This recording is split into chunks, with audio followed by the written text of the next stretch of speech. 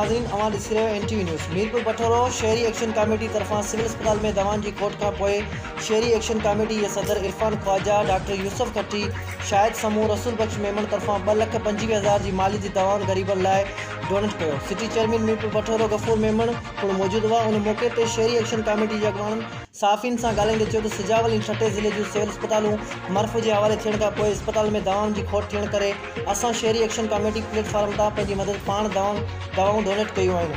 जे त उन्हनि वधीक NTV न्यूज़ सां ॻाल्हाईंदे चयो त मर्फ़ असांजे लाइ वॾो आज़ार बणिजी चुकी आहे। मर्फ़ जो जल्द खां जल्द सिविल अस्पताल मां ख़ात्मो कयो वञे।